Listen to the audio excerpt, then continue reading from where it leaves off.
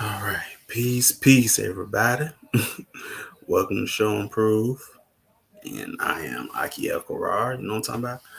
And we're back, back again, back for another adventure, another journey, another ride, you know what I'm talking about? You know, and we are finishing out the series with part two of real education of destruction of black civilization. You know what I'm talking about? And man, I can't cover I can't cover this book. Um well I could, but that's telling the whole book. But it's not really for me to tell. It's really, what I'm talking about, to give you bits and pieces, and then if you like it, you go and get it for yourself, you know what I'm talking about. You know. If it interests you, just but yeah, peace, Emma, Yakira, Eden. So yeah, we are on part two. No, two. And we gonna get into it and we gonna have fun with it, you know what I'm talking about. But yeah, man, this is like the closing segment to the series, and we gonna go on something new. So yeah, all right. So as you can see,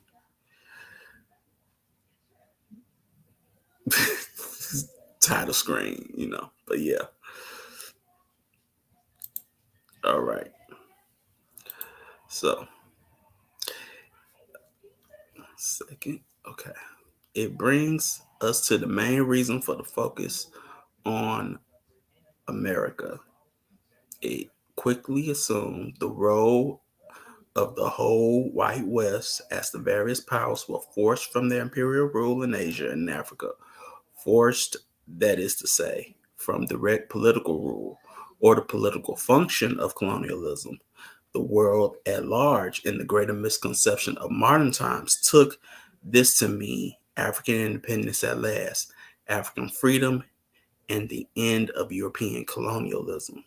The plain truth is is that the African states today are not even half free and independent, for colonialism was from the beginning exactly what it is today, an economic system for the control and exploitation of the wealth of other people. So that if that don't tell you, well, it goes into, you know, basically uh, how the U.S. Played this new, role. But it also, in the book, it goes into how not just America played, this new role, um, for being the sort of, the protector of world peace and whatnot. But it also talks about how Russia also played that same role, but in a different stance. And it's not about, uh, colonialism. Not in a sense, but it wasn't about communism um, as it is on paper. It was just basically another form of, or another philosophy of, you know, um, white imperialism. Just like you had, the U.S. being the representation of, the other form of imperialism in a sense. But it goes into it, and you know, for me, when I read that segment, or it's not, you know, um, it sort of mirrors to me. It's like, well, sort of mirrors what's happening and what's going on today, especially when it centers around Ukraine. You know what I'm saying? So it's like, oh yeah, that still goes on. That Cold War, um, can't say energy, but I just say confrontation still going on. You know what I'm saying? That ain't never left. You know what I'm talking about? But peace, peace, Chelsea, yeah, pay, Leon, you know, peace on new radio, peace, Master Man, let, all right, but yeah, it mirrors that. So, but yeah, all right, it is, it was, and it is a private enterprise system. Colonial government was initially company government. When the political task got too big because of the increasing rivalries between great powers, the mother countries would appoint colonial governors and other administrators. In other words, government by the home country came in as a protecting umbrella for the main objective, economic exploitation. So all of this is about money. you know, well, money and resources, financial, finances and resource exploitation. How we gonna get all these resources that people occupy? you know, we don't have them, but they do. So we're gonna exploit them. You know what I'm saying? To get these resources. But if you look at history or colonial history, that's pretty much what happened. You have like the Dutch trading company, and the East India Trading Company, which we went into a little bit when we talked about RRR. But you had these trading companies, and they were governing powers as well. You know, um, so that's this whole statement just shows what was going on, in a sense, you know but don't, don't get it twisted. The main objective was the stealing of resources, what I'm saying. Whether it be cotton, spices, gold, silver, iron, oil, whatever you want to call it, man. What I'm saying? Whatever resource you can think of, cobalt, manganese, you know, whatever. It's all to get some, you know, which is very shrewd, but also kind of brilliant to cheat somebody else out, you know, out of their own, to give them to you, what I'm saying? And then, you know, like very shrewd, how, you get Manhattan, what I'm talking about. Just like that, with not much. You ain't paying a bunch of money. You just give you a pot and what, $35? Remember serves me correct. Something like that. But yeah. So, but that's the name of the game, economic exploitation.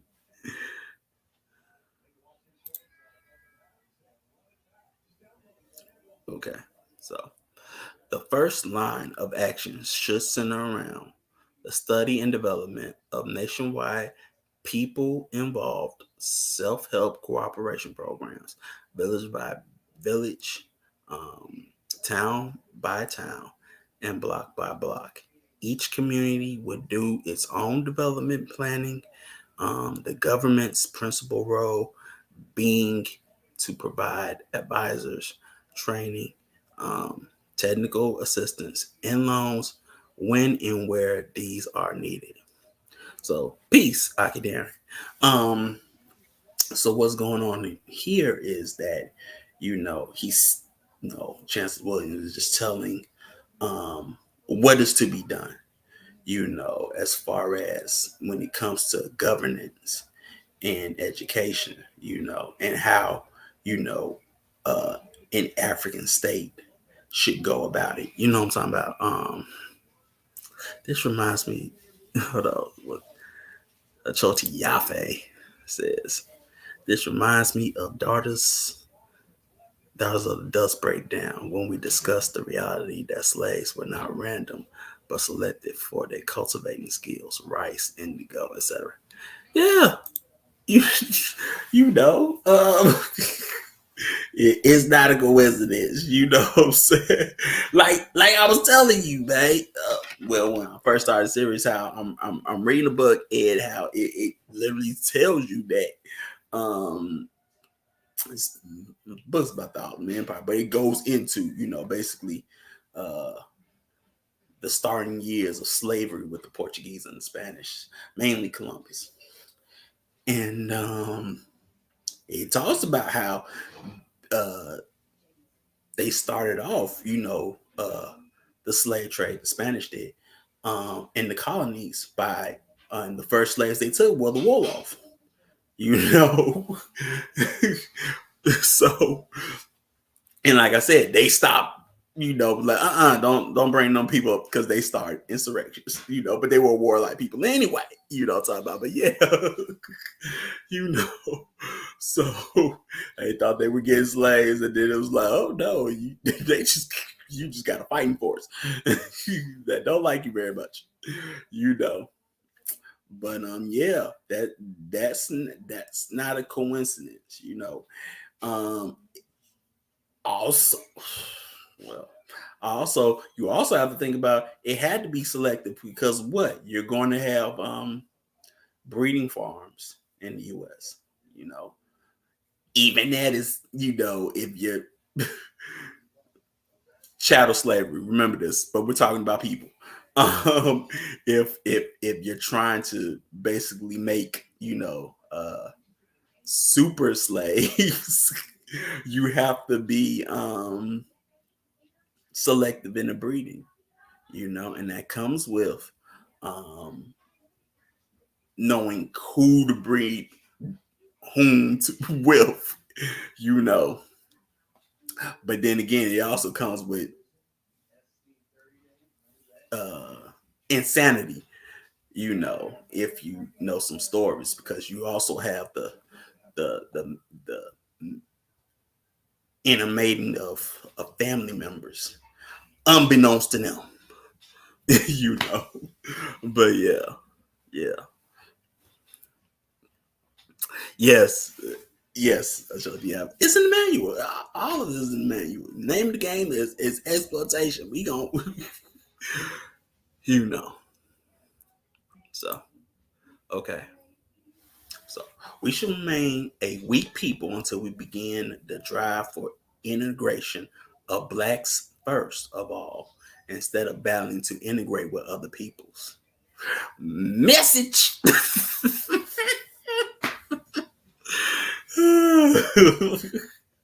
That's a message.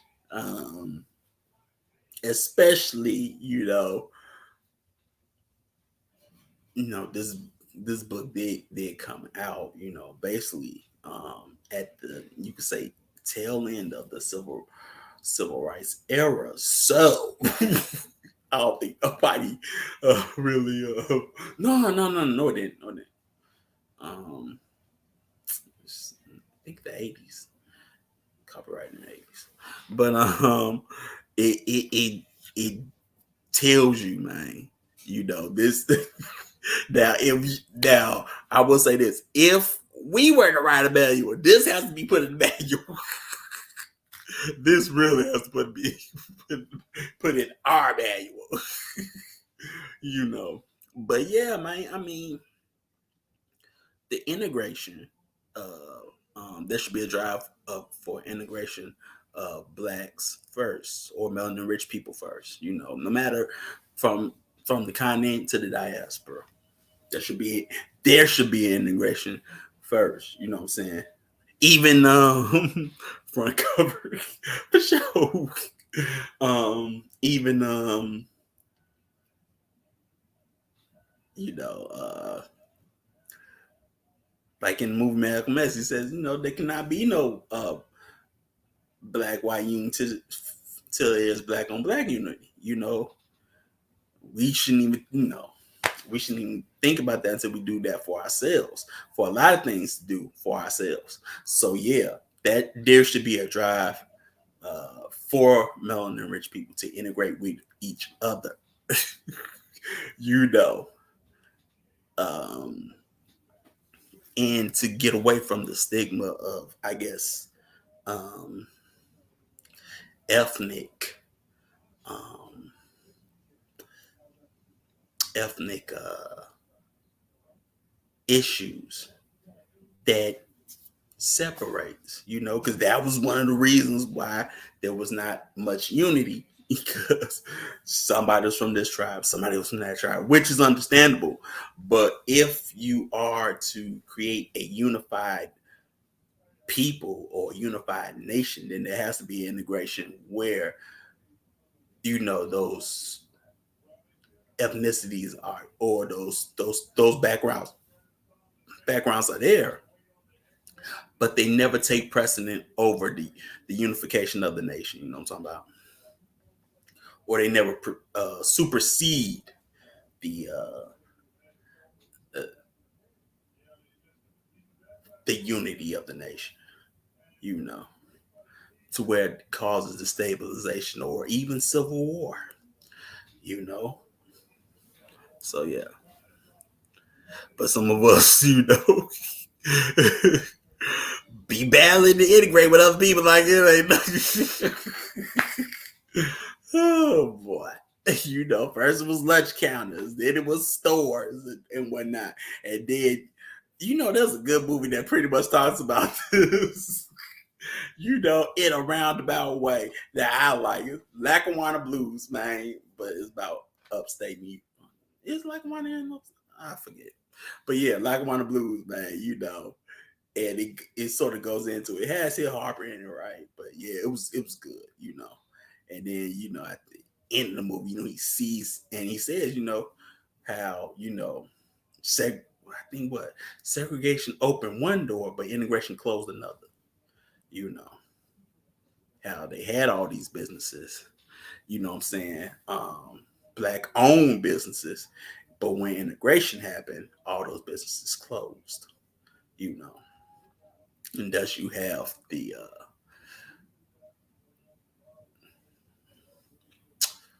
state of the community, dilapidated state of the community, as we know it, in a sense. So yeah, thanks, Ajo Diafe. I wasn't sure, but yeah. So, the second great task of government calls for the furthering the home front economic development by aggressively working for African economic unity on a scale never before attempted. Interstate trade and other economic programs designed to deal with Asia and Europe must bargain with unity of action in Africa itself, region by region, and then interregional or continental efforts if Black Africa is ever to be free itself from the present economic morass. That's also self-explanatory, but it goes into how it must be aggressive development. See that? Aggressively, and on a scale never before seen. That means you have to do what you do best, and that means do the impossible. Yeah. Yeah. That's what y'all do best. Everybody else knows it. Make the impossible possible. So why not do it for yourselves? You do it for everybody else, So make the impossible possible. But this time for yourself. I want to say, I told you, put that in the manual. Put that in the manual. That needs to go in the manual. But yeah, So yeah, that needs to happen, man. If you want to be on um, a power level equal of that of other nations, or unions, because everybody got their dang on union, you know, um, you know, if you want to be in the competition, if you want to be a dog in the fight, or a horse in the race, if you want to go to Churchill Downs or the Kentucky Derby. That's what I wait for, man. We know about horses. That's why I can't wait for. I want to see us in the Kentucky Derby and win it all. Like you have so many, mountain rich women wear hats, but with style and matching. They match. That's one thing I could never understand. I come from a family that like horses and races. So yeah, wearing the big hats, but yeah, big hats, but they make sense.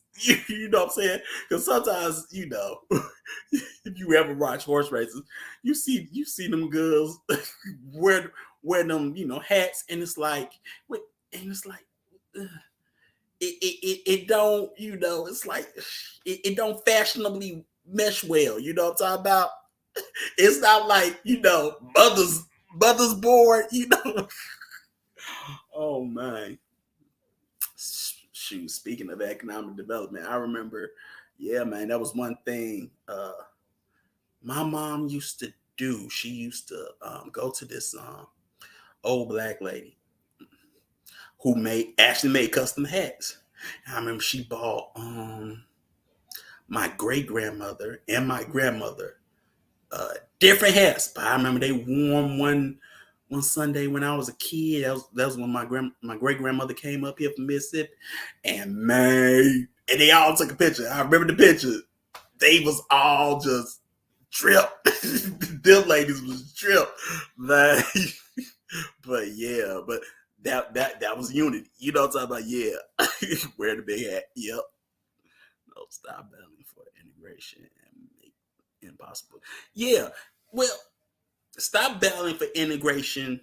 You just can't put integrate. Stop battling for integration with other people, and battle for integration with your own people. So let's just take the U.S. We all come from someplace, right? So we should be battling for integration, with people from Georgia.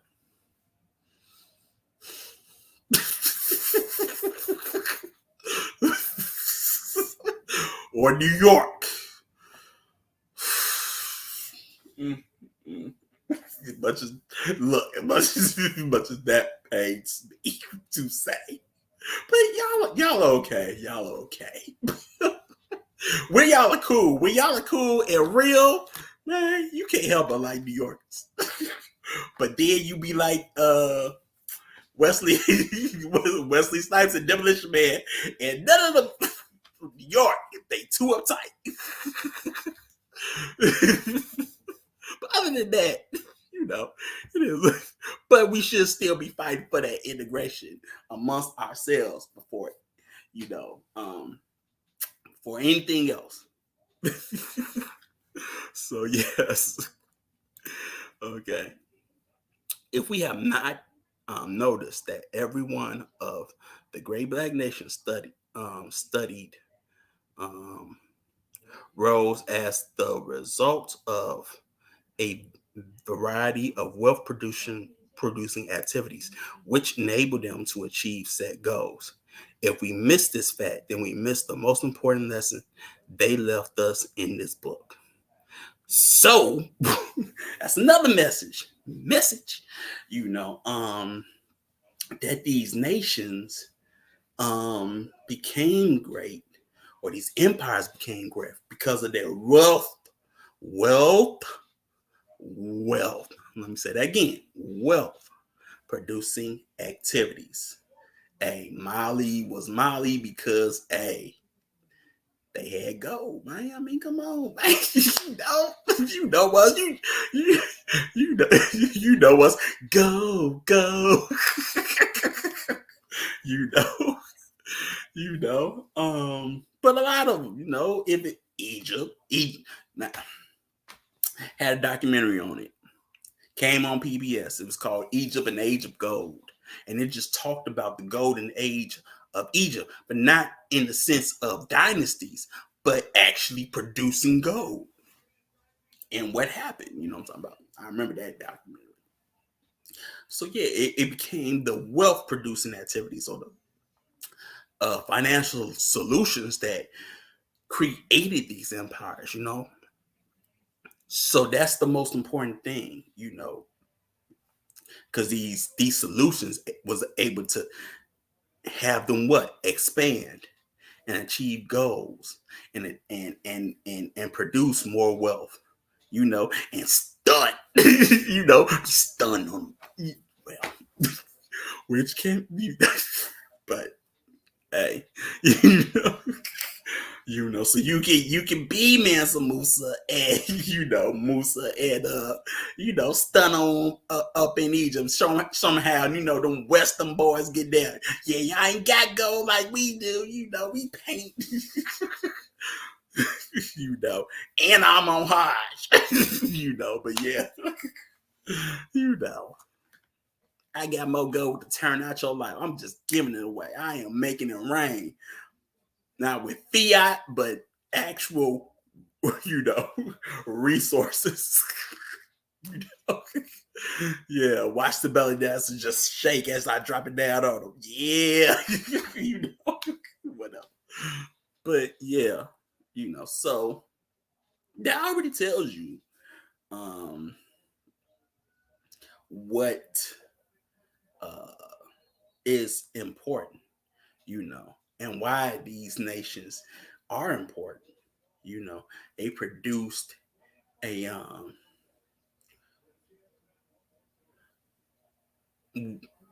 they produce wealth for the empire. And the beautiful thing about it is what? They didn't have to pretty much exploit no other people to do it. I'm just saying, Look, Rome had to get their dang on bread from where? Egypt. That's economic exploitation. But at least they held on for a little bit, even with Cleopatra, at least they were sovereign for a little bit before they became an actual Roman province. But still, economic exploitation. It is what it is. So, I mean, yeah, man.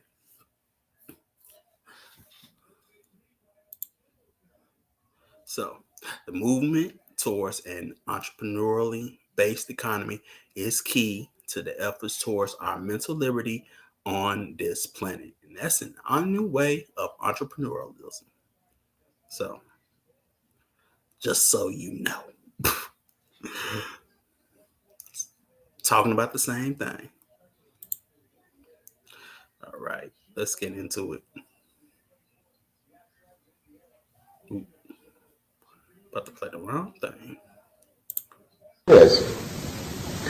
But what does this have to do with the function of education? It has to do with the fact that in the future, wars will be wars fought in space. And that a people who cannot or will not be able to conquer space and deal with space are going to be a people who are ultimately going to be defeated or perhaps even destroyed. And when we talk about the Star Wars and the ability to fight wars, we have to look at where our people are technologically and educationally. Are we going to be able to defend ourselves as a people against this kind of technology? Now, a lot of people made a joke out of Reagan's statement about the Star Wars, and of course we can see it here headlined on Newsweek. It is not a joke. Star Wars is in the process are being developed at this moment. As a matter of fact, the flights of Columbia, that's what they're about. The flights of the Challenger, these are military flights. These are no weather satellites. These are no communication satellites that can allow you to get 100 channels on your TV set. These are these little side reactions. Of course, this is generally what black people get out of technology, by the way. The playthings, the stereos, the big boxes, and the little playthings is what we get out of technology, while the Caucasian maintains the real power aspects of the technology as such. So then Star Wars is a reality. Those nations who will not be able to defend themselves in space will be nations that will be subjugated to the other nations. And this is what black education must ultimately face and deal with. Not equality here on earth, ladies and gentlemen, because this earth is going out of style fast. What do you look at why is it important, for instance, that Columbia carries 65,000 tons of material? I mean, let's just see how big we can go. What does it mean that a man walks in space and sees how long he can stay out in space? And what does it mean when he's attached to a spaceship and floats in the air and sees how he can manipulate things in the air? Are these games? Of course, we're tempted to look at them as games. You say, well, they could be given more welfare. Well, they're going up. But these people are not concerned with giving more welfare. They're concerned with a general welfare. And they're concerned with their own welfare prior to your own. When you look at 65,000 tons that can be taken into space, you're dealing with the issue as to whether you can take out tons and tons of material that will be needed to build the giant and massive floating cities that you saw in The Empire Strikes Back. You remember that city floating right in the midst of space? These cities will be constructed, and when the Russians, for instance, stay out there 6 months, 7 months, 8 months, you're checking to see how long men can stay in space and not have to come back, and how long they can be depended upon to construct these major satellites and cities in space. When you looked at Star Wars, of course, you saw Darth Vader's big city, this big artificial satellite, which was both a living space and a warship. In the future, of course, we will have those kinds of massive space stations and warships. In the future, then, war will be made from space such that you will be bombed from 22,000 miles out in space. Laser beam, proton beams, and other beams that will rain down. It won't matter whether Africans can fly F-16s. It won't matter whether you can march in tandem and in regiments. It won't matter at all, because unless you're able to build a force in space that will destroy these satellites and these ships on their way down to your countries and on their way down to your nations, you may as well surrender before the war even starts. These satellites are so powerful until now. Of course, you remember the scandal in Britain, where these British guys gave the Russians the secret, because these satellites that were miles and miles out in space were listening to the Russians as they conferred in rooms like this, just picking up ordinary conversation.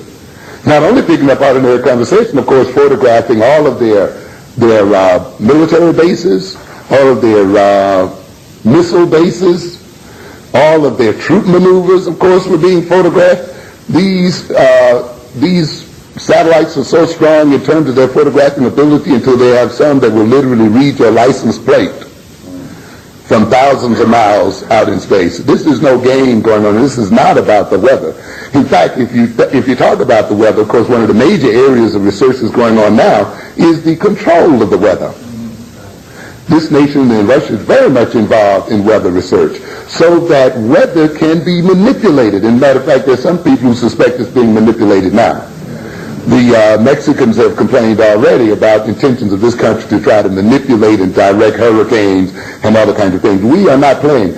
we as a people must know what we are facing here. Education is a very serious situation here. And therefore we only have, as I can see it, maybe another good 20 or 30 years to get on the ball. The rest we're going to really, I think it's going to be very difficult, if not impossible, for us to catch up and deal with what's confronting us. This man then is getting ready. We hear some of us talk about, well, we have a third world war, they're going to blow up the world and the whole of mankind is going to disappear. Another myth, of course. You see, I guess that makes us comfortable quite often. We as blacks, we don't mind suffering anything as long as you can say white people suffer it as well. And I thought about doing a novel one time of how you could destroy all the black people in America by destroying an equivalent number of whites. You see, and as long as you can comfort us with the idea, oh, there are just as many whites dying as there are you dying, then we feel all right. Equality, you see. It doesn't matter. If we die in equal numbers, that's all right, you see. So we've been told equality as a rule and policy. So, of course, they kill each one of these no good whites who they don't need. So they killed 30 million, and then what do they have left here? 80 million or more left, so forth, so on. And we were gone out equal, you see, in this kind of venture. So then we here are confronted with this issue about this Third World War. So this is the idea that, they're going to blow us all up. I don't think that's going to be the case, ladies and gentlemen. Non-whites may be all blown up. Because of what? Because the white man is what? He's getting ready to leave you here. He's getting ready to leave you. He's already planted his flag on the moon. And there's no African that has any claim anywhere in this world. And you know what it means when a flag is planted. The moon has already been staked out. And when these guys dug into the moon, into the core of the moon, it's not a game of just bringing moon rock back, but what does that moon rock contain? Does it contain strategic metals? Does it contain other strategic materials that can be mined? Of course, if you read Science Digest, and that's another thing, we just don't read enough science. You read Science Digest a few months back, and you have a whole issue about mining the planets. How are we going to mine the other planets and get the resources from the other planets? And of course, when you have big space cities and colonies and so forth, you will mine those planets, and those planets will be used to fuel these massive artificial satellites. Where is the black man going to be during those times? They will not be mining Africa, which will be sucked up. What is going to happen to the black man once the metals and materials are sucked out of the African continent? What is going to happen to us when the metals and materials are sucked from under the oceans? What is going to happen to us when the earth is so polluted and so filled with radiation and other things that it is basically uninhabitable? And we see it headed that way. We talk about dioxins and PCBs and this and that, and right now we see where it is going, a pollution of the earth and a destruction of the earth. Sometimes I'm tempted to think that those mutants that we saw in that cafe represent some of those mutants that had to stay back on earth and mutated as a result of the fact of the radiation of World War III. Monsters having been created because of the rearrangement of their genetic systems as such. This man, this Caucasian man now, is already basically in the position to leave us here. As I often sort of joke, I can see us now as blacks walking around picketing for fair planets. We want to move. Yes, we want to live on the moon just like you live on the moon. We'll be picketing throughout the next forever, picketing as they move from one planet to the next, when we be moving in behind them, picketing. Or else, some of us now, there's one black guy's going to take a trip in July, isn't he? Right? Blueford, I think. Blueford, right. And that's going to make us, of course, feel real good. The same old game, though, this sidekickism that blacks always play. You look on TV, always black men is a sidekick, a carry along. And we say, look, You might go out there with them. They'll take us along out there, mascots and all. But also, quite often what will happen, even if we went out there, we will not have gone out there without carrying our second-class status with us. It's still going to be the second in command or the second fiddle or something along with dragging along. This is the reason why it's not important enough.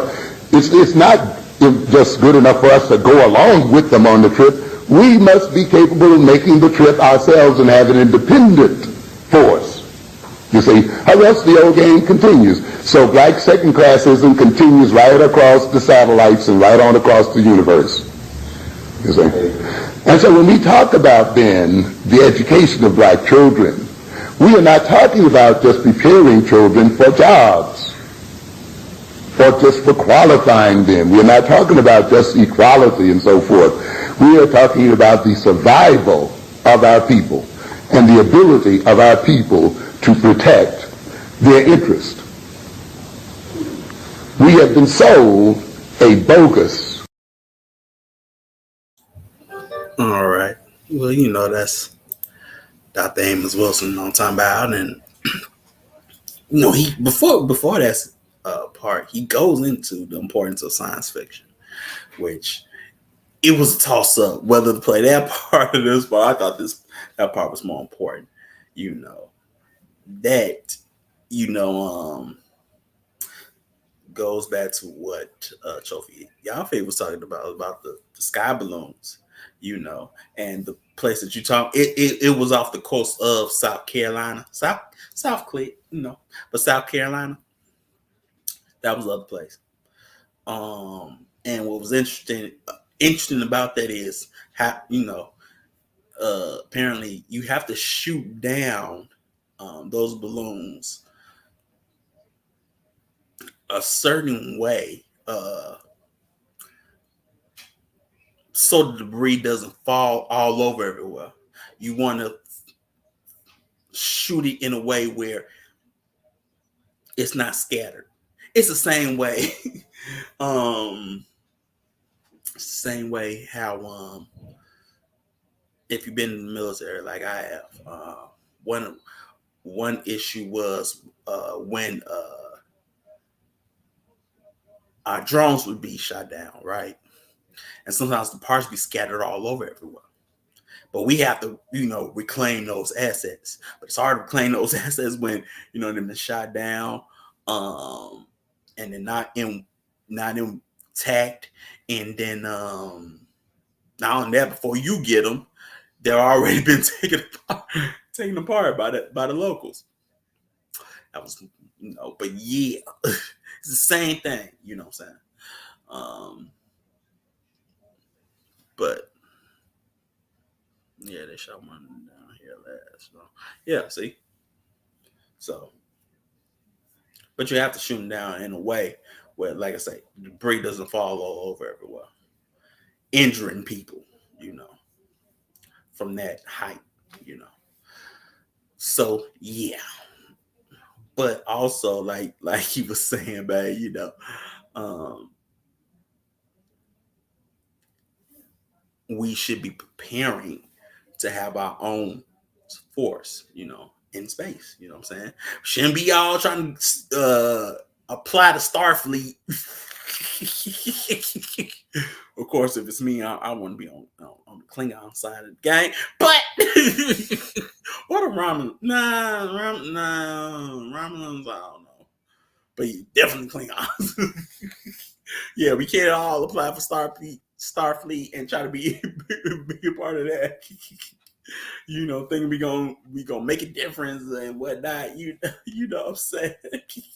The only way you're gonna boldly go with no man has gone before, if you go, not as a plus one, but as the one. What I'm talking about?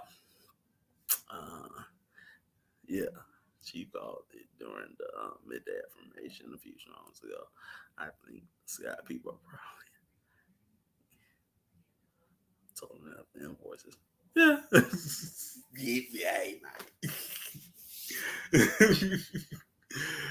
Yeah, tolling up the invoices. You owe. Okay. Okay. You know. You owe us. Shot. Say what's your price. Okay. Okay. I owe you back like you owe your rent. So yeah. But also when he's talking about, people mutated on Earth, it made me think of my one of my favorite I like Planet of the Apes. And then what part two of Planet of the Apes is when, um they're still there, but somebody else drops down and then they meet the mutated people. Yeah. And they finally go be in the Forbidden Zone, right? And then they meet the mutated people from basically the nuclear holocaust, you know. And they got all sorts of powers and whatnot, well, psychic powers and things, but they pray to basically IC, you know, um, ICBM, a nuclear ICBM in a sense, basically a nuke. They pray to a nuke, a Russian nuke at that. Yeah, Russian. Yeah, should have had CCP. Yeah, well, not Russian, but Soviet. We'll just say Soviet because at that time, it, it was it was called the Soviet Union. So, but yeah, made me think of that. But also made me think of the movie Elysium. I've never seen Elysium, which is basically the same concept. You got the bulk of everybody on Earth, poor, struggling, but we live in the skyscrapers now. But we live in the skyscrapers. But everybody that's rich and affluent and things like that, they're living in space. But yeah, that's what. And as you can see now, what last administration, what was created, the Space Force. That's not a coincidence. You know what I'm talking about. So, but yeah, sick. Yep. So that tells you where you should be propelling to, you know, to go boldly go, but no man has gone before. You can do it, and you don't need to be with Captain Kirk. You gonna be better than Captain Kirk. Look, Shaft in space. I know people love that dang movie, but sort of the same premise, right? Because you all know Kirk ain't got the pimping like Shaft. But I mean, just think about it. Shaft in space. Boldly going exploring, kicking people. Kicking. You know, extraterrestrial butt and. And take it, and being Mr. Steal Your Girl at the same dang time, building a harem on the spaceship. all to the beautiful sounds of Curtis Mayfield. Or Curtis Mayfield. What's another one? Well, I do like the dang on the soundtrack that James Brown did to Black Caesar. I didn't know the guy had it in him. But yeah, that was something else. But yeah, any good singer slash composer, Stevie Wonder, that could work. But I don't know if that's what. With Master Blaster, that did sound like something from space. Depends. But yeah, what they were showing and listening was that the sky people have the answer to a STEM life, and that's why we need to get up and colonize them. It's an manual. Good luck with it. Yeah, it's a manual. But good luck with that one. Let's go. Man, what's it gonna be like? Nah, you wouldn't know it. Okay, it's gonna be like Stargate. I just say it like that. It's gonna be like Stargate. You go, you gonna meet the dang on Guau, you know, and, and they gonna end up colonizing you again, again from space. It may be a Stargate situation, but yeah. So at least some had mechanical technology that was designed to make people practically immortal. However, it was restricted to those who lived on Earth. It was set up like, oh, elite. I'm about to say it. Alitalia. But Alita Battle Angel. Solo in the sky. Gotcha.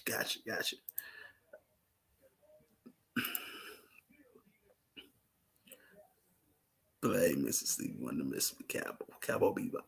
Yeah, I go with the jazz. Yep. Yeah, that'll work. Yeah, put Western Stiles up in space, and then he say, well, that's why all the space forward just blew up. Literally, they were not supposed to go to the front. Yeah, yeah, but they gonna try anyway. We gonna try anyway. We gonna keep on coming. So yeah, okay. So another significant fact was the widespread trade between early African states. Somehow, they overrode the communication barriers about which we now hear so much. So that helps out when it comes to trade. You know, Communication barriers or ethnic communication barriers didn't stop trade between African people or melanin rich people. You know,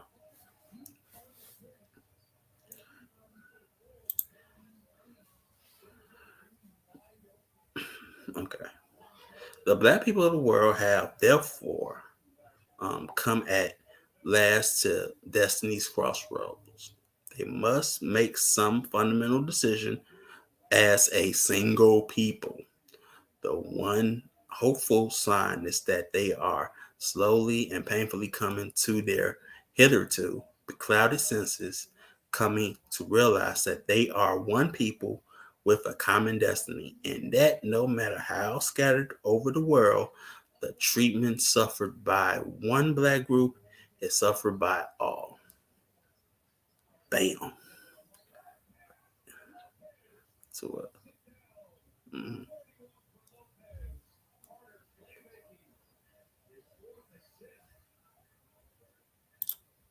okay.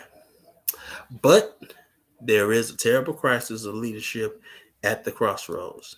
There is no united leadership group or any real effort to create one. The great difficulty is that black leaders, again, unlike the Jews, do not know uh, what their own heritage is. They are almost wholly ignorant of their own cultural source from which independent original thinking springs and progress is inspired. This is a whole bar. Oh man, like sometimes when it comes to books like this or um books by either him, John Henry Clark and Dr. Ben and Shake, they be having bars, and sometimes the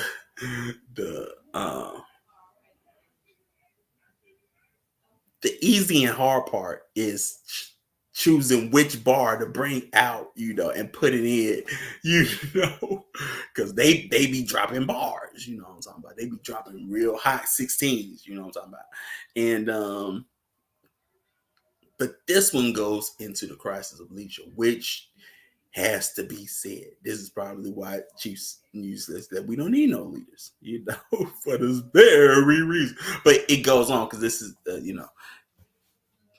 about the leadership. So the Negro leaders who spearheaded and carried on the campaign for integration, amalgamation, being the aim, not only do they not know the great heritage of the blacks, they do not want to know it. They wish to draw on the Caucasian heritage and become identified with it. They are totally rejected by the whites, but no matter. They keep on trying because the white liberals do encourage them to hope by mixing with them from time to time. See, bars, but it's like message, you know, you know. This is the problem that was facing leaders, and still is. You know, they, you know, it's still there. There is some intermingling, you know, with so-called leaders, and you know, it never helps, you know. But it's not meant to help you no house. It's to help them get up in the world. You know, black like oh man, black skin, white mask. But yeah. So other leaders, equally ignorant of their heritage, simply do not know which way to lead. They too feel compelled to adopt and follow Caucasian ideologies because they do not feel free, equal, and competent enough to develop an ideology of their own and African ideology. Hey, like I say, I don't. You know what? I'm take one out of a Georgia Barrett. This is true.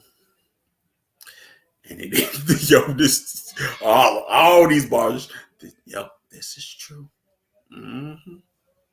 Yep, you know, they, they want to be out in the forefront, but they don't have the willfulness or the courage to lead, so they just gonna go with the the Caucasian manual and steal from there. Page 21. Okay, I'm gonna use this. you know, it's like that. You know what I'm talking about? So, all right. Organizing the race for action must include a carefully developed plan for tapping and drawing on some unused and rejected sources of strength. These are prisoners and former prisoners.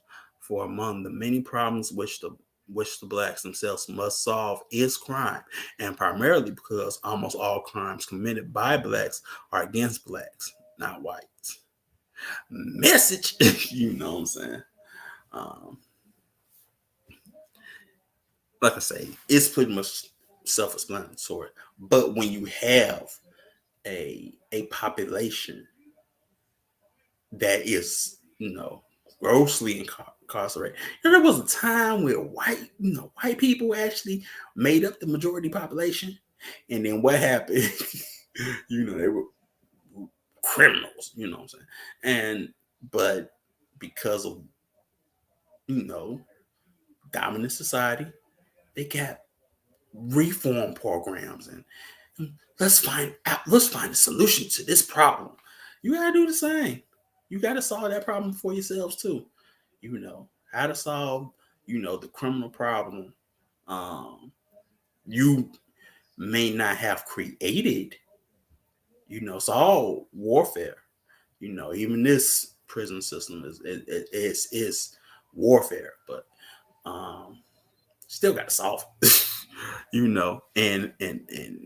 And tap into that rejected, like I said, source of strength, and it's unused. Um, there must be some program of action in sheer self-defense. Both crime and the fears for safety it breeds will begin to disappear in the black community only when some such programs for unity, for opportunities, and public education, as outlined in this work, gets underway. Okay, The community must be made safe for people to live and work happily and without fear for themselves or their children. Therefore, the blacks themselves must have a program. Here is where community control about which we hear so much should begin. First, anti-crime steps might be widespread information, which is education, about the true meaning of blacks' crimes. Almost exclusively, again, blacks and secondly, uh, community development plans are designed to create more opportunities for all.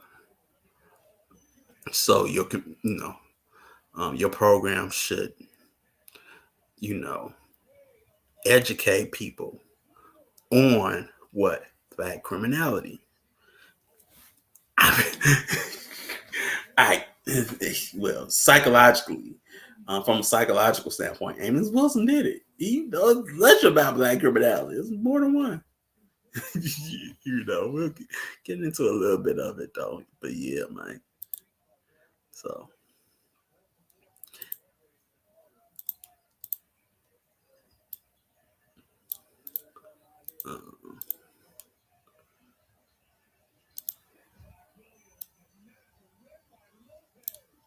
okay.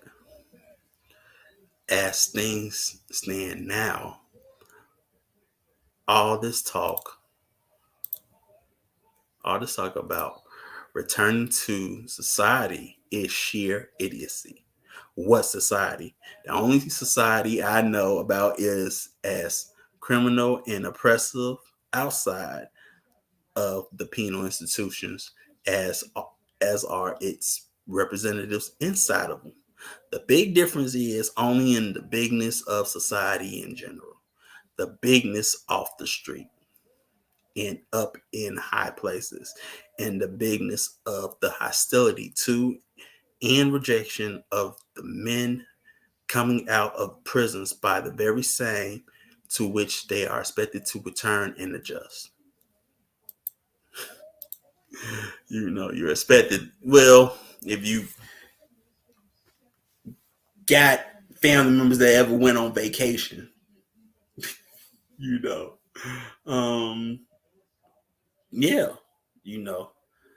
the that dang on prison pipeline, right? And then you come back, and then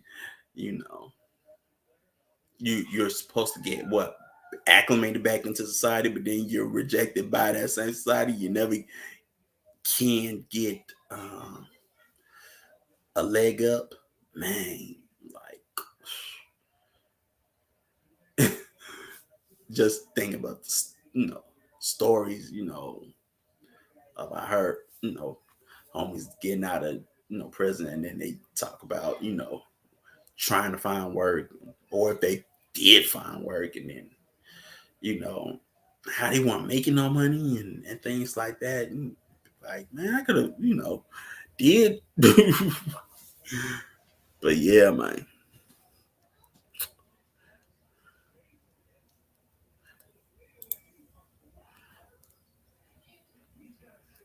Okay, let's get into it.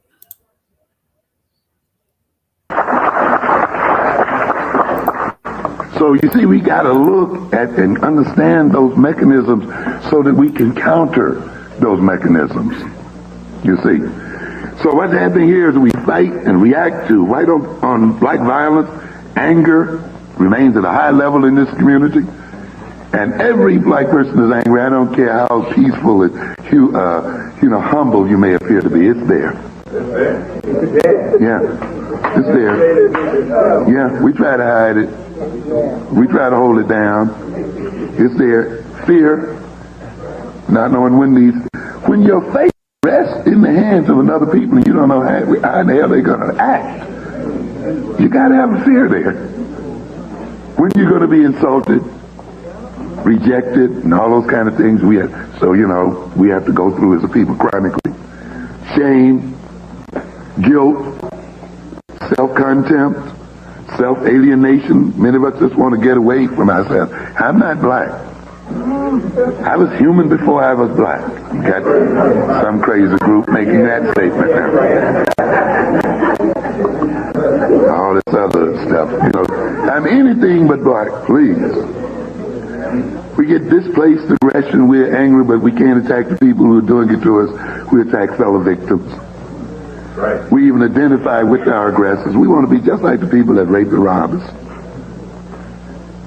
We restrict our mental field, deliberately, in a sense, become dumb, hoping that what we don't know won't hurt us. And therefore we invest in knowing nothing. And therefore, you know, escape responsibility in the pain of knowledge. You see?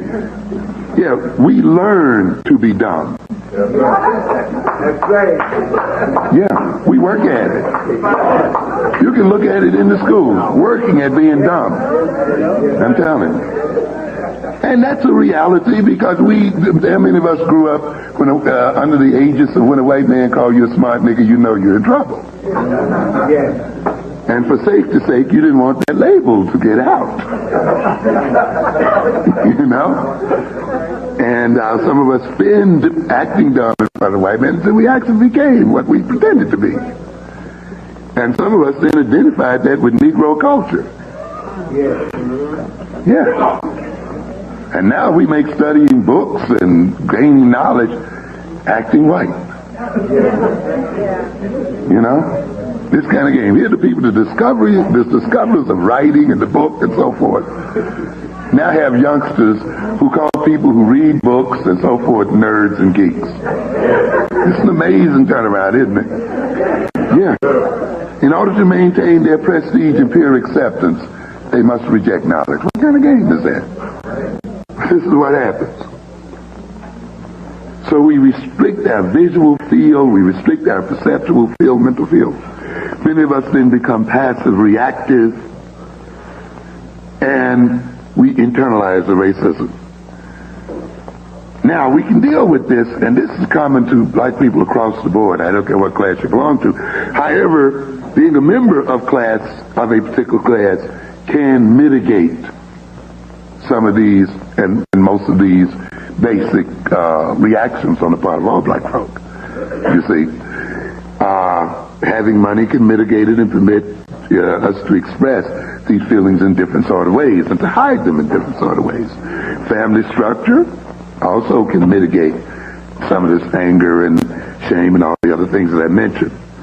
Education, skills, personal characteristics and competencies, jobs, religious, spiritual values, and things of this nature also can mitigate this common fear, common stress, common anger, common shame, common guilt, and all that stuff that occurs as a result of black on white violence. That's why all of us are not necessarily violent. In fact, we're a minority of us or so.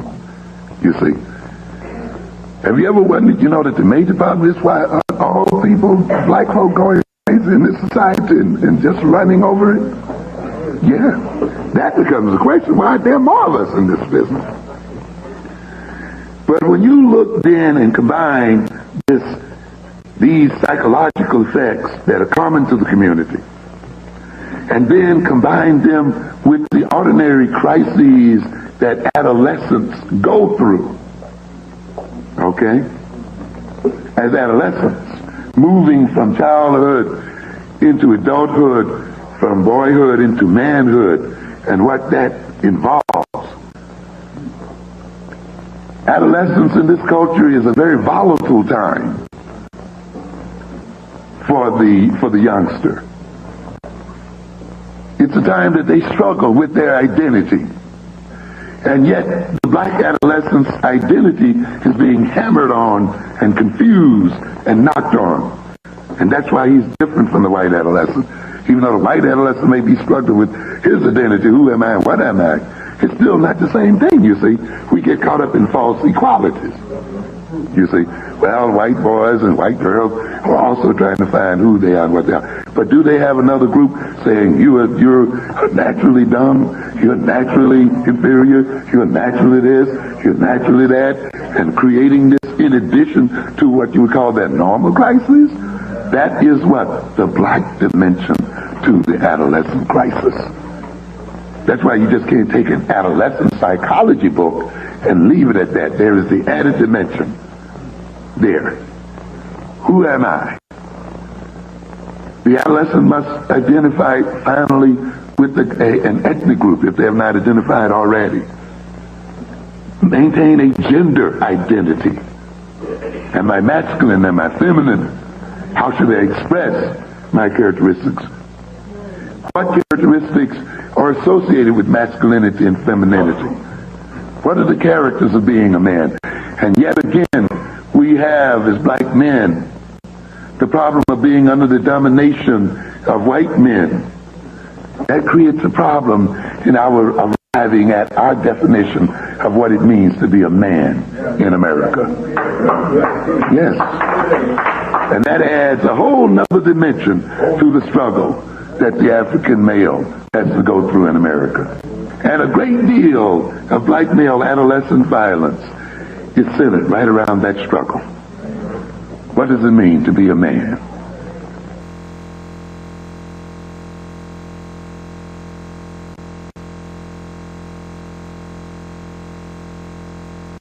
And under the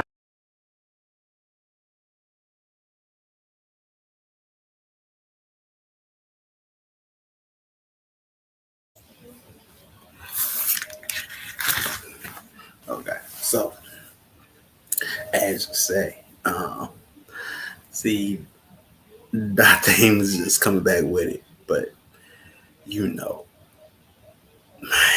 like I say, Dr. Amos be dropping so many dang on bombs, man, and bars, because that identity crisis is real.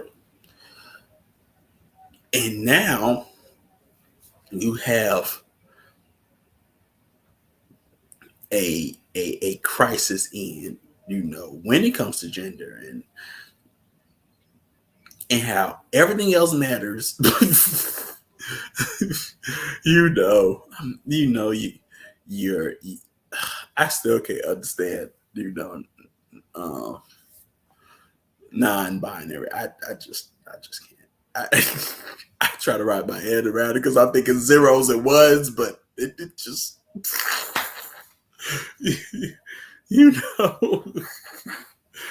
but it causes what? Confusion,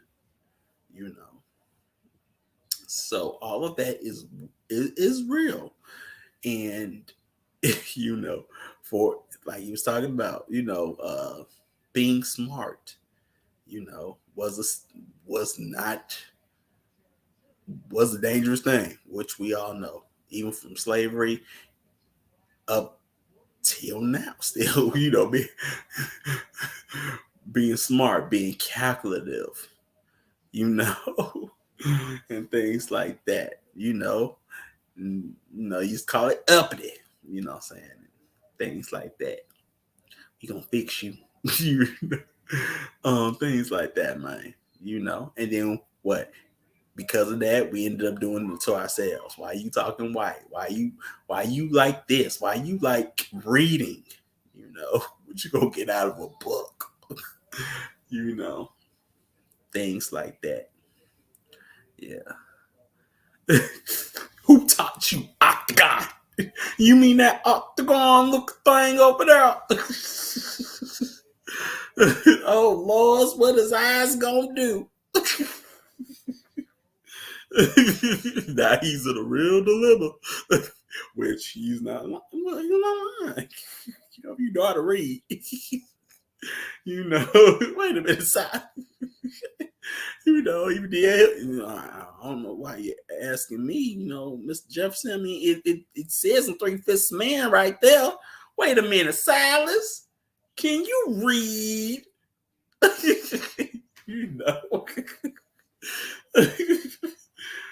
So yeah, that, but yeah, all of that is ties into identity crisis and criminality, especially when it comes to um, rites of passage as manhood.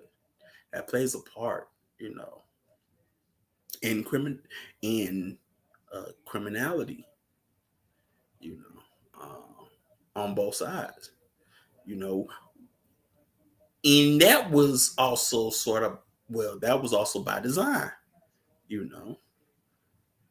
You take away the rites of passage of manhood or womanhood, and then what, you get these mutated forms on what that is, but it's never what you created. It's what somebody created for you, or what they wanted you to have to keep you subservient. So yeah, man. Okay. So the African vision of both the present and the future must be um, as large as the continent. For the people themselves, almost everything is the beginning of a new day. They are challenged by time to come abreast with the rest of the world, and quickly. Having been in long, long sleep, they are now being awakened by the circumstances of history. They cannot afford to march along at the same leisurely pace of those who have been marching along in ahead for centuries, for to do so would mean remaining behind forever. I don't need to break that down. But that's in Rebirth of African Civilization by Chancellor Williams. So I had to take from that book too. So mass education, as it is now being attempted in Africa, will not do. This laudable program scratches the surface, for after a reasonable period of time, literacy should be requirement of citizenship.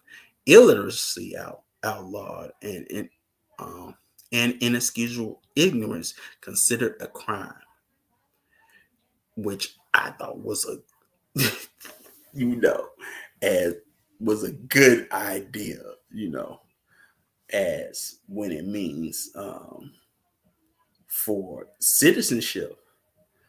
Some people got citizenship and pretty much shouldn't have it. You know, I'm just gonna be honest. You know, it's like when Chris Rock was talking about it.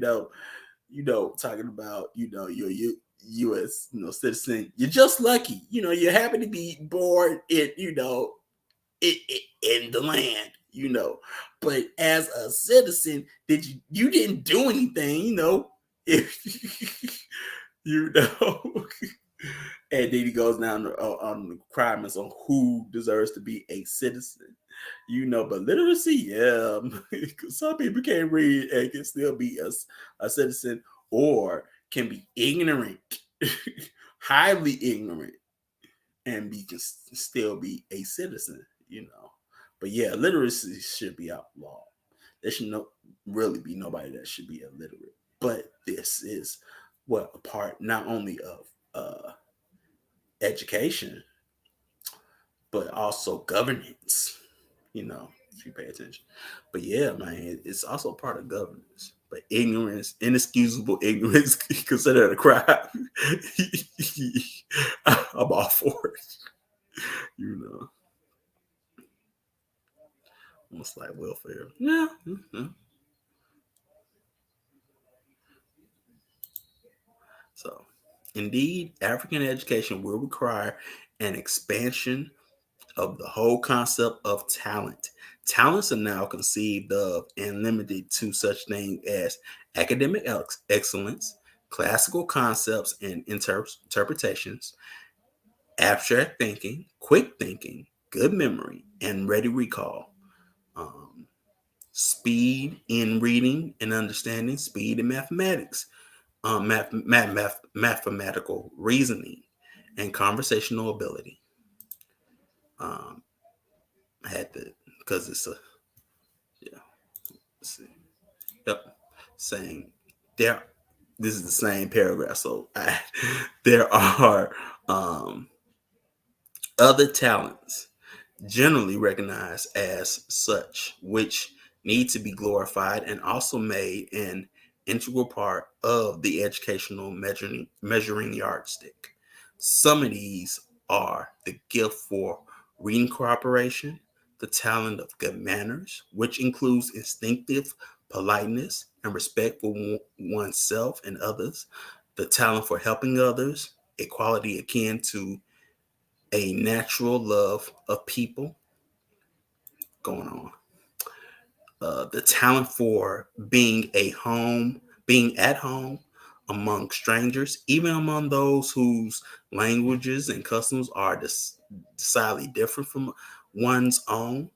The talent for order and beauty, and the talent for creation and building, regardless of whether it is expression it's regardless of whether it expresses itself in building a poem or building a house, painting a canvas, or or new ideas for building or for better roads or a more beautiful village.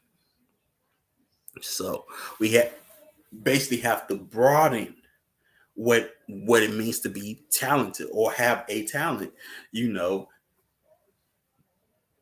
more more expansive than what we get in Western education. Because yeah, ready memory, everything that's on the dang on SAT, that's pretty much considered probably a talent. You know, math, reading and comprehension, things like that. But I like that he says these other things because look, manners go a long way because there's some rude. I can't say what I really want. There's some rude people, rude, and the fact that also a talent of being at home among strangers because culture shock is very real. And if you got a talent to be at home among strangers and their customs and language don't freak you out, hey, that is solid. But being able to build, having a skill in that, whether it's painting or building a house, same thing. you know, I, that's why expansion of talents, man. You know, so okay, so well, you all know where I got this from. But if it's me, it's from the dang on movie. I heard the song in the movie for the first time because I didn't grow up in that. I didn't grow up listening to Rakim. But when I heard it and paid in full, that's what it's like. Oh, this is nice. Thinking of a master plan. Like it's old, but it's nice, right? you know, and whatnot. But the movie was good. The movie was good. Which you would think, that movie ain't gonna be good, but hey, it was, right? And it tells what based on true events in where Harlem, and them boys getting money up there in Harlem. you know.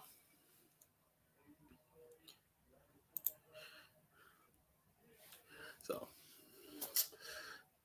the important thing is to have a master plan, a clearly seen purpose and goal, and to begin no matter in what small way, but begin to build. There should be no worry about the things in the plan that cannot be done now. Concentrate on those which can be done, those which may be the foundation for all the rest. If the recommended studies precede the adoption of the plan and then accompanying its development step by step, modification and revisions will be made from time to time to strengthen it in the light of still newer findings or make it more adaptable to ever-changing conditions. See, so you gotta start, like they say, you gotta start somewhere, so don't worry about things that basically in in the near far future. Focus on what you can do now and what's plausible now, what's capable now. And then as you know, edit and revise, you can add on those things. You can add to, but you can't take away. you know.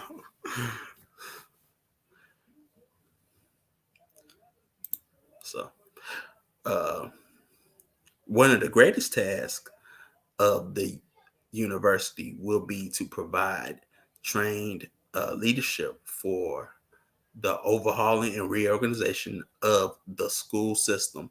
Future textbooks will have to be written by African scholars. A new kind of teacher will have to be trained.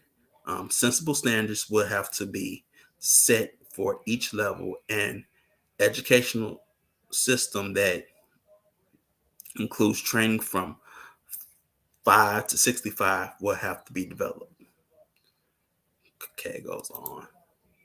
A program that includes direct training for parenthood, home and family life must be evolved, and continuous research studies in the development of a new humanities as both the core and main purpose of the entire educational system.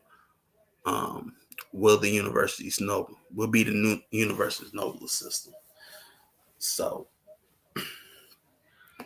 when it comes to making a plan for a university, that must be part of the goal, you know, and to have new teachers and have new plans and actually have training programs for parenthood and home and family life.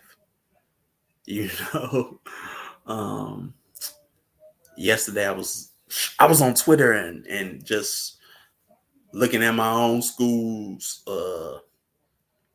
talking about how they're putting in a new program to bring in black male teachers, um, because male teachers are represented in American schools. We all know why, you know. But then it's like my Bible would have said something like this: if you're not teaching them how things like this, then you can forget that dang on that dang on program. You already had something like that here anyway. But yeah. Um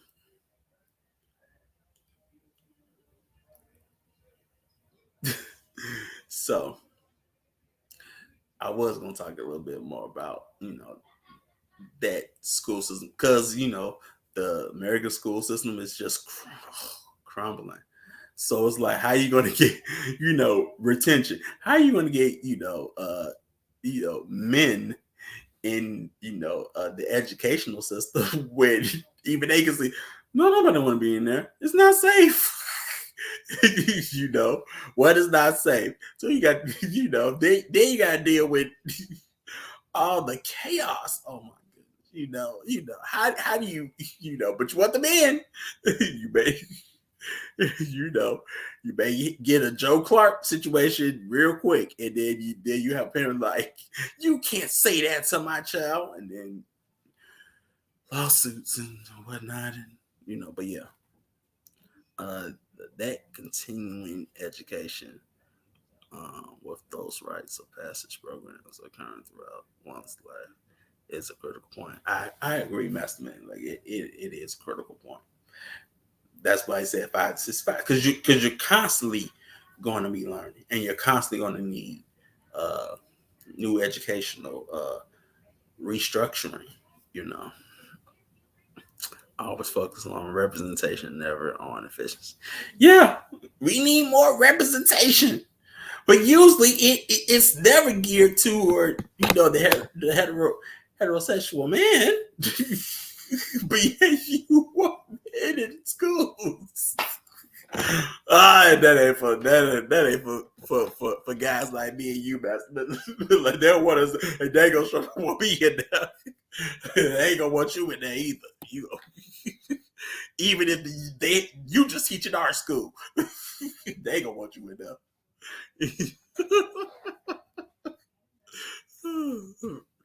Like Buzz Bunny, don't go there. It's dark. Exactly. Don't go there. It's dark. So, okay. 1 second.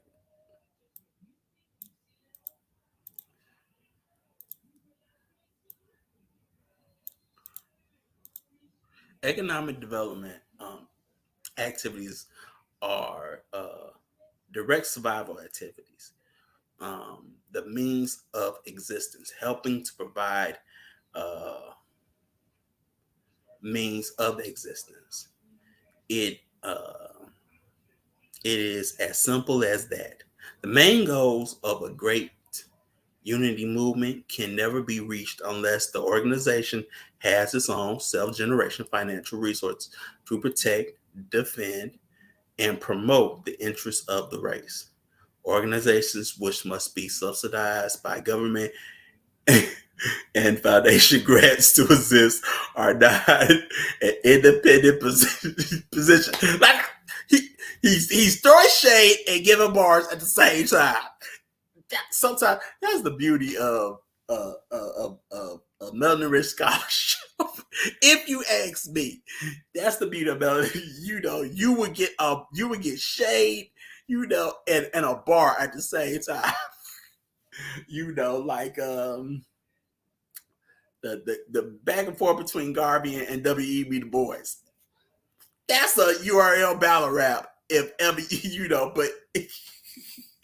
but it provokes the mind and the thought and philosophy and things like that. And you see it too. They going at it like they are really hard insults at each other. You think they bet they'll fight? And usually you think, oh, the battle between, Booker T and W.E.B. Du Bois, that was the battle. Nah, my mama told me that. I was like, for real? I didn't know, because at that time I did not know that, they had altercations like that. You know what I'm talking about. But yeah. So, okay. To disarm the school system as it stands today, and how does the changing atmosphere of the school system with the kind of metal detectors and police involvement and so forth affect children who do want to learn? What are your thoughts about that question before we really begin? Well, certainly the school atmosphere must be controlled and dealt with. For instance, there is the controversial Joe Clark situation. While my feelings are mixed, I certainly am on his side as far as the idea that order must be brought about within the school structure and some kind of learning environment be maintained. And you cannot maintain a learning environment when people are afraid for their lives or there are strangers intruding into the school in a threatening sort of way. And just where there's general disruption and students have overstayed their time and whose concerns are disruptive to other students. Preferably, I would like to see it controlled, in a sense, by the principal and by the school personnel itself.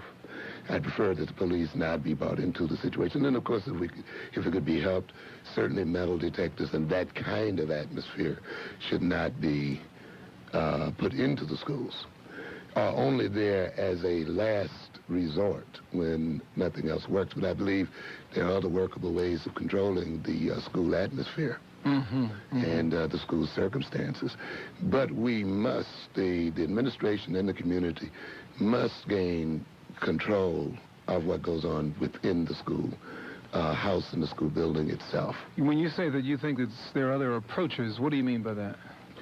Well, I'm talking about, I don't have such definite approaches in mind, but I'm relying on our ability to come together as a community to arrive at those approaches. whether that means parental controls, some other group of community organization patrolling, or the reduction in the sizes of schools. Sometimes I think these schools are really absolutely too large, particularly in terms of the kind of students we deal with here, where you have maybe 2,000 or 3,000 students in one building, where often then the principals and other people in the school have a greater difficulty in getting to know the students and getting a sense of where students are supposed to be and what they're supposed to be doing. So those things might be instituted as well. But in some way, the community itself must be involved, and the parents and people whose children attend these schools should be involved in organizing a way of controlling the atmosphere of the school. What that will be, I think, will be flexible depending on the community. When we tie in your remarks in the last broadcast dealing with psychological stereotyping and its effect on African people, let's maybe aim that for the moment at the children. And I know you've given a lot of attention to this. Yes. How does that particular issue play into our own perception of ourselves in terms of the children? You were referring to the statement I think I made toward the end of the program when I talked about the system of oppression being an immaturizing process. When the other people, say, may refer to us as boys, it is not just an attempt to put us down, but it is a part of an attempt to actually create in grown men an immature personality. That immature personality, of course, being one that cannot successfully challenge the system as it is. And that is achieved by withholding certain experiences from our children in the schools, certain experiences in life, those experiences being necessary for growth and development and growth into manhood and into womanhood. So the poorness of schools are a part of that process. Job discrimination is a part of that process. Bringing about a feeling of powerlessness and direct and overreactive opposition to our desires and wishes is also a part of that process, because these things are used to create in us a sense of powerlessness, an inability to do something about ourselves, and maintain in us a state of dependence which is quite characteristic of young children. So the oppressive system is set up by its very restrictions and by its stereotypes, you see, to create a mentality that retards mental and psychological growth. It is there also not only to immaturize us as people in general, but to feminize us as men as well. To emasculate the black man. And of course, we've talked about that a great deal, I'm sure on these microphones.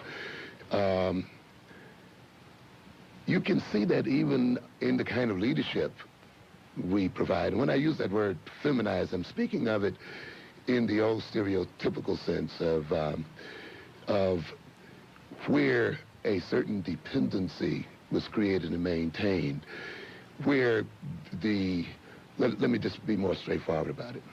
In the older sense, before liberation, or before the impact of women's liberation became very apparent and effective, often many women, and not all women by any stretch of the imagination, thought that their route to, say, power and prestige and acceptance was basically through marriage, through becoming attached to some man and assuming his name or his identity.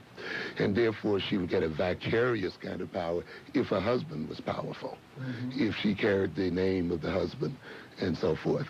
And so her major approaches under that old system was one of seduction, that is, seducing a man perhaps into marriage, seducing them into attachment, or sometimes a process of inducing guilt or a sense of protectiveness on the part of the man, these kinds of things. or the greater part of her energies might have been directed toward making herself attractive instead of developing her intellectual and other potentials. So her approach in the older sense, and I want to be clear about that because I don't want any misunderstandings of people, in the older sense then, it was going at power indirectly through attachments. Now, to a good degree, I think that the assimilationist approach to the movement of our people is a very similar one and sort of feminine in that sense. It's not an approach that directly challenges the power of Europeans or the power of the white man. It is not an approach that is ready to go to war and to defeat our enemies. When we talk about racism, you see, we talk about racism, but we don't talk about it in a way that we can neutralize the racists. We talk about it more in the way of getting the racist to change his or her attitudes or to change their feelings toward us or to accept us, in a sense, to marry us and to become one with us. But there's another way, of course, approaching it that says, look, you can be as racist as you want to. You can hate me and you can despise me, but you are not in a position to do a damn thing about it because I have power to prevent you from carrying out your racist plans. You see, and we, of course, now again, stereotypically see that as a masculine approach. And again, I'm using it just as a term of convenience that says, look, we are moving from a position of power.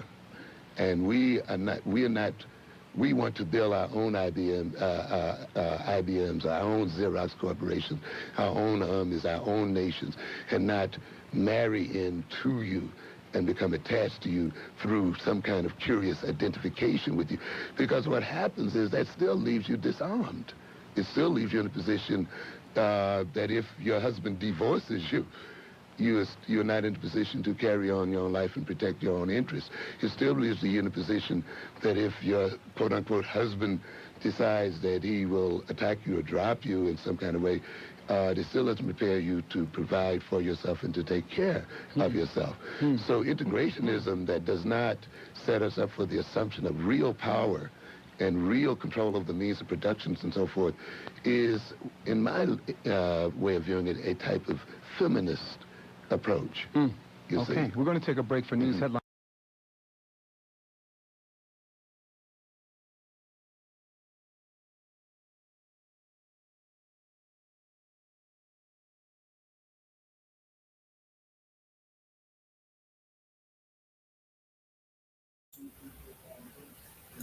Okay. That's not names again. But when I hear it, I always think of be aggressive, be aggressive. But even that's that so-called toxic masculinity. But you know, but he's right. He's right about all of it. How you're feminized and real power. Bars. I'm gonna give him bars, man. But yeah, how ultimately, you know, power is, for you is to basically integrate. And if you face injustice, they just have to understand us and, they'll come around. They need more training. We need to do more training, more education. And instead of a I, I, baby kid show, but you know, I'm a. You gonna get this work. I said you gonna get this work, and there ain't gonna be nothing you can do about it. I'm a, you know, I'm a finish when Nat Turner started. Period. What I'm saying? But everything must be geared toward power, but it's just not with the feminine. it's just not the feminization of the black male. It's also the masculinization of the black female, which we can write volumes about on both sides, but we can write volumes about that. You know, how she's put out all in the forefront, on the front lines, like, you know, like cannon fodder. It's just, you know, what woman you know wants to be on the front lines of a battle, you know, and trust. I ain't never met one. I can tell, man, I can tell a story like made me mad. Ooh, that made me mad. But yeah, that masculinization. See, you have, but now you see the two pronged attack: the masculinization of the female, the feminization of the male, and then what? She posted an Instagram pic of such of such an example. I looked at that dang picture. I was like, you know what?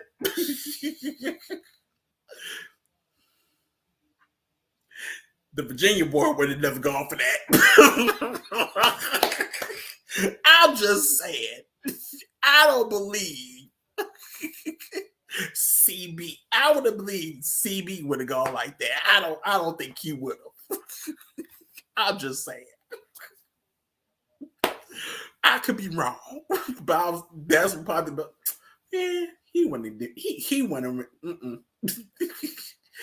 He would have. Nope. He wouldn't walk like that.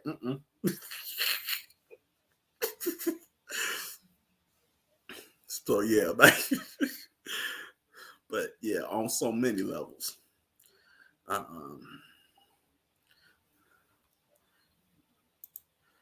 Like Peter Tosh said, they love the leaves and the branches, but want nothing to do with the root. Yeah. So, and man, I was, I like history, so I was, watching the Netflix, sort of like a docu series, on Queen and Zinga, and couldn't finish it. I couldn't finish it. I tried, but I couldn't finish it because it was like the same premise as Woman King. So I was like, look at the. And then I was like, who came up with this concept? Out of all the African kingdoms and out of all the dynasties and all you gonna pick, and then you go. I was like, I can't finish. I had to turn it off. It's like, what the? Nah, bro. Like, no. But yeah, role reversal. It was just like, But yeah, man. That happens. But I think, I like what he was talking about when it came to the schools as well. He used the Joe Clark situation. For those that never saw Lean on Me, because there are those.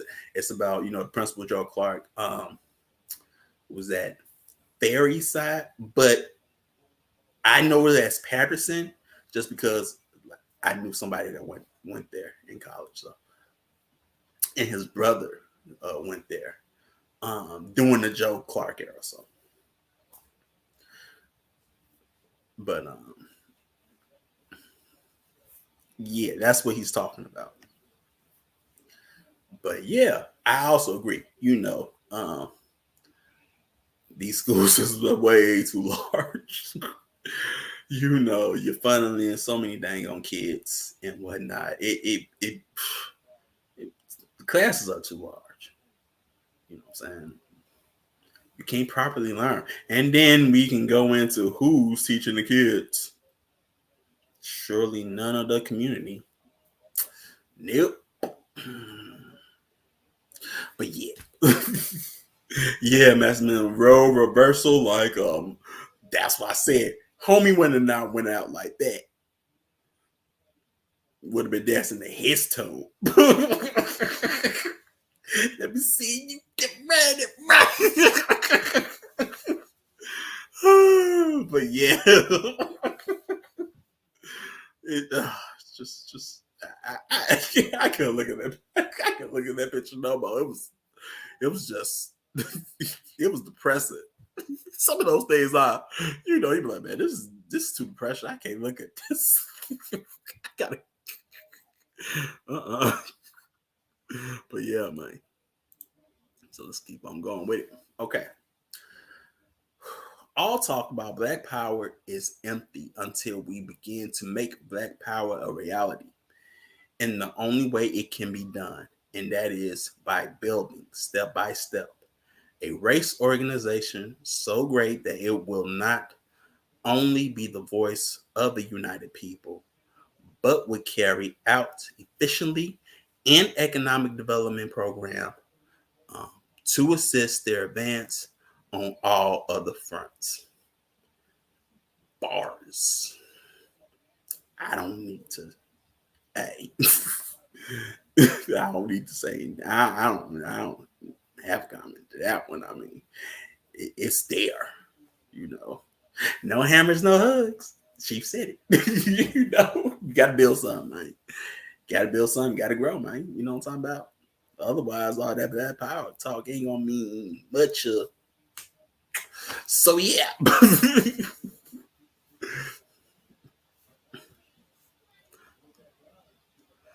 Okay.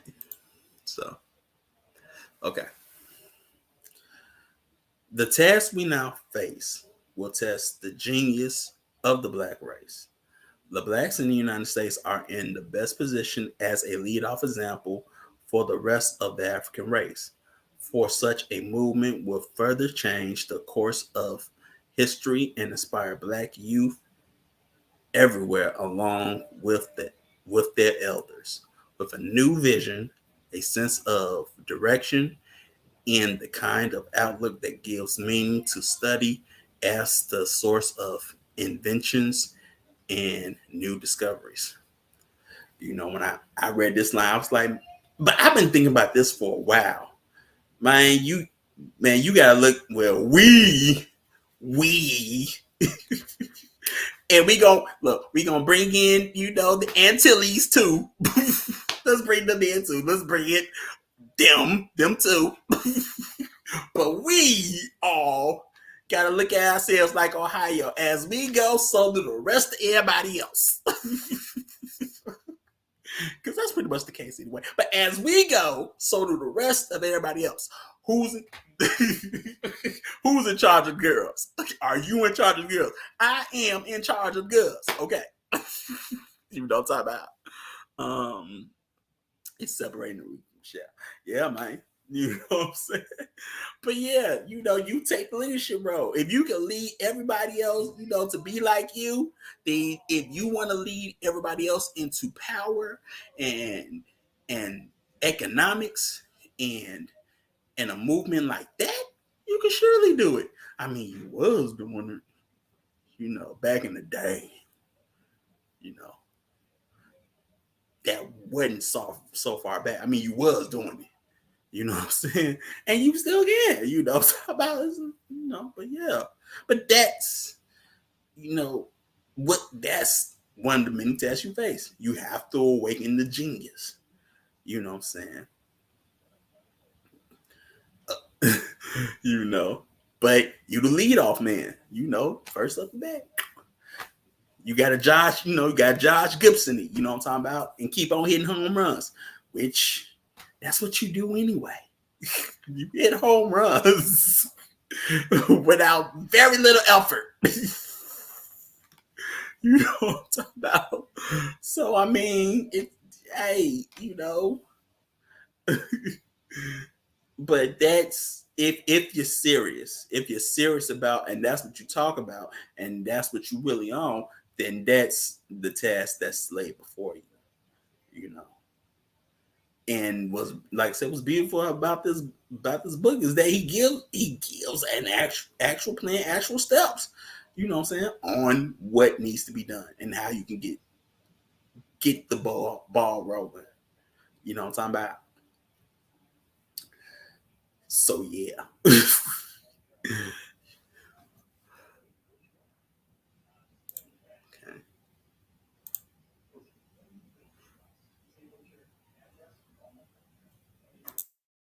Okay. Dr. Williams, throughout our history, there is evidence of black-on-black destruction or black self-destruction.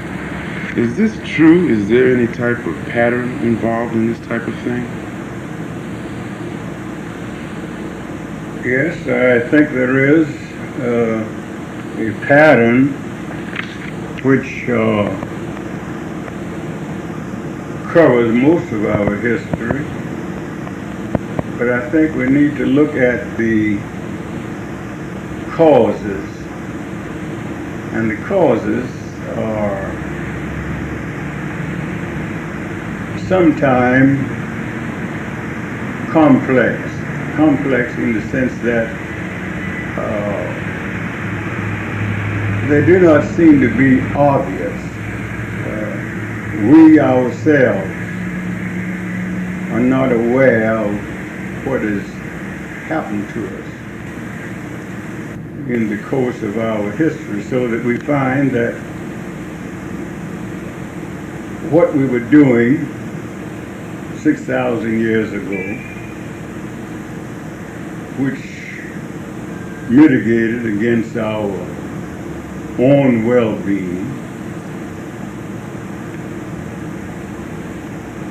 are about the same thing which we were doing 2,000 years later, another 1,000 years later, and so on down the line. In other words, we have been constantly going in circles, repeating the same errors, which seem to distinguish us somewhat from other people. Now, I think we need to look at what I'm saying here very carefully, because in the study of history, for example, when we get through with the question of what happened, where it happened, when it happened, we are then confronted with the even more important question of how and why. This takes us beyond mere historical data of recording the incidents of history into a field of analysis which involves other disciplines, such as social psychology, such as sociology, and particularly that part of sociology which deals with the study of people in their psychological relations with one another. And then psychology itself. And there are other disciplines which we have to call in to interpret what happened to us. Very simply then, I think in order to get a good picture, because the question raised is probably one of the most crucial confronting our people today. but we need to see it in its developmental processes. We need to see, first of all, is that what happened to us as a people differed only in one fundamental particular from what happened to other minority groups which come under the domination of a ruling majority. This very simply is what we call acculturation. In the United States, for example, it would be called Americanization. The process of minorities becoming an American by absorbing and adopting American culture. Now, what is American culture? American culture is essentially and fundamentally Anglo-Saxon culture, German in origin, and anti-African and anti-black traditionally.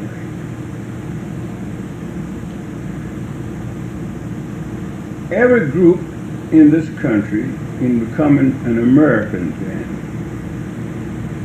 must absorb, must become a part of the American political or the Anglo-Saxon political ideology. The Anglo-Saxon religious ideology, his philosophical ideology, his social ideology. In sum, the Anglo-Saxon outlook on life. This minorities do is a part of the strategy for survival, as a part of accommodating themselves in order to get as much benefit as is possible living under an alien people. Now, in the case of other groups in this country, to become an American did not mean becoming anti themselves. An Irishman can become an American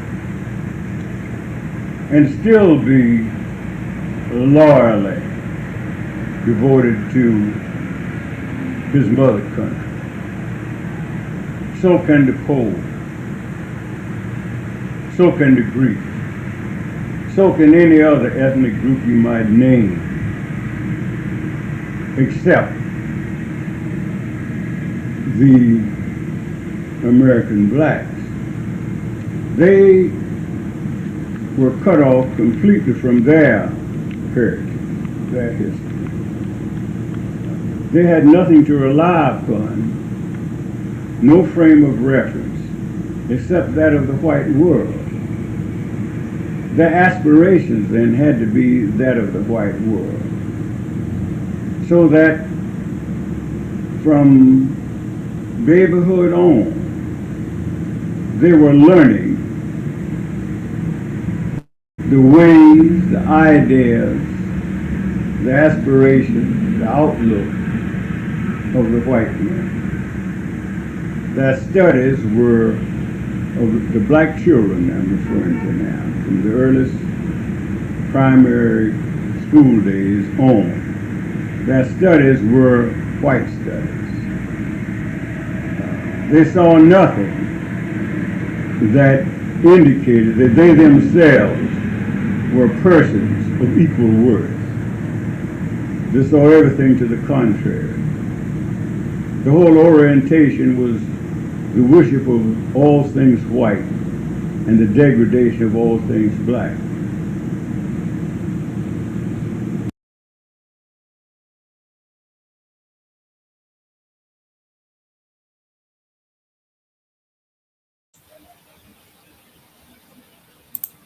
Okay. Well, you cannot, have a series, and a series not have the author of the book that is based on not speak.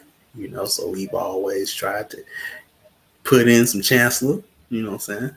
Um, every which way, every step of the way, in the sense, what I'm talking about. And always best at the end. What I'm talking about. So yeah, but actually, it's more than one video, but I only put one. But it's actually a playlist of this conversation. But all the video links are in the description box below, just in case if you want to listen to all the full video, because they're long, especially the Amos Wilson ones. Sometimes those are 2 to 3 hours, but they're good. But they're good. So you never, they're good though. So join us next strong. We'll be starting another series. We'll be doing the art of strategy, right? Which is the art of war, but it's the art of strategy. How I'm going to do it, based on the same book, but with a different title. But that's what we're doing. What I'm doing, and you're just coming along for the ride. And we're going to get into it. We are going to get into that. You know what I'm talking about? But man, that part about having no frame of reference except the white world, so true. Now, the perception is I don't want to know my history, even if it is available. Yeah, man, it's, and that's why those that do not know the history are doomed to repeat it. You know what I'm talking about? I mean, you have to. That's part of gives you your cultural identity, and you can be foolish and think that does not impact you, but it does. It has impacted you. It has impacted multiple generations and bloodlines. You cannot. You can't. Everybody else take it serious, but you. When you do, and you have more of a reason to do, it is a part of your survival, and you have to know it. You have to know it, man. You just can't skip through it and be like, I don't need to know that. Yes, you do. Yes, you do. You're gonna need to know it, past, present, future, because you're going to have to lead amongst those lines. How can you build if you don't know your history, or you don't have a template on what you need to be building? Who you gonna take it from? Them? They don't want you to have it no way. They gonna give you something that's gonna make you fail. You know what I'm talking about? So yeah, you history is important. History is vitally important, because everybody else gonna tell you something about yourself, and it ain't gonna be true because they ain't got your interest in mind. They only got their agenda in mind, and that agenda is to keep you deaf, dumb, and blind, and stupid, and leaning on dumb, stuck on stupid and leaning on dumb. Or so smart you are dumb. That's another. That's another sad country saying. You so smart, you dumb. you know. So yeah, truth, because everything written in those books is still happening today. Exactly. It's like you want to say from beyond the grave, but they still, the master teachers are still calling it. Still calling it. That was one thing they used to get give me to, always, keep up with them, man. Well, they were all pretty much dead, you know. But for me, it was new. So I'm always watching the lecture and whatnot, because everything that they talk about still happening. Still happening. And it's gonna keep on happening until you listen. Listen, Linda, listen. You know what I'm talking about? Until you listen, hear, and understand. You know what I'm talking about? It's gonna keep on happening. You're still gonna make the mistakes, and then it's gonna what? If you don't pay attention, you're gonna suffer the consequences. You know what I'm talking about? It's that part, Joshi. Me said about Star Wars is happening as we speak. Exactly. Everything. Like I said, they keep on calling it. That's it's like that's the prophecy. That's your prophet, right? Pretty much right there. Telling you what's that Samuel or Nathan, any one of them. That's them. Yeah, that's what they're doing. Pretty much. If you ain't capable, that's why you Hebrews are still in Babylonian captivity right now. But at least stay here with us to free us from the bonds. They ain't off Israel so much. Sending letters. But yeah, man, I mean, it's important. You know what I'm saying? It's vitally important. It doesn't stop. It does not end. You can't just think, but also you can't look at history from a non-actionary or non-functional. You just can't do it. Like Amos, you're gonna die black and proud. It doesn't work that way. It doesn't. It doesn't. And because you don't know your history, that's why you get hoodwinked by people that look like you, and they just regurgitating what other people done said, and not telling you that. But I mean, hey, it wouldn't happen if you knew, or if you took the time to study. Just saying, man. you know. Yeah, ignoring the formula we were given, we do have everything we need. Exactly. You look at it, you be like, man, we really do have everything we need. Like Dr. John Clark, you don't have no friends. But when you got like 33 million and a bunch of change, you really don't need none. You really don't need none. No new friends. No new friends. No. Don't need them. Because we got CMB. We all we got.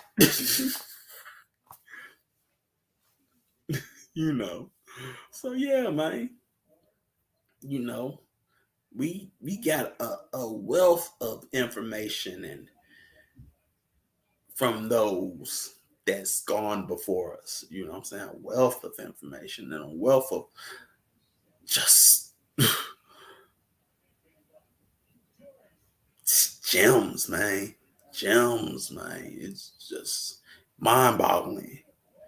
And the more you dig, the more you find out. The more you dig, the more you find out, man. Because so many things. And because you know so much, you're able to, make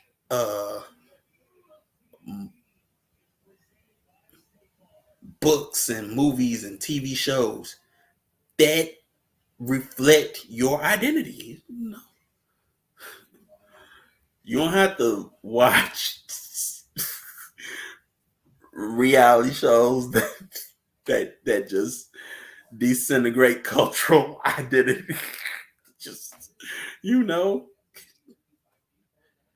I think that's the, you know what, when the black horror movies came out, I was like, man, get the I ain't watching that. Especially when the Church of Moran came up with them, I was like, oh man, I want to say get the but it was actually good. And it was actually very cultural identity. It was like, man, this is good. This ain't the regular. This ain't the usual horror flick I'm used to. That I was like, I ain't watching that. What? This one have a virgin white girl with blonde white girl. She gonna fall. Somebody, she ain't gonna die. Everybody's gonna die around her. And then everything's all right with the world. It's just no. This is deep. This is a different formula. Very interesting. Yeah, it kills you playing yourself, man.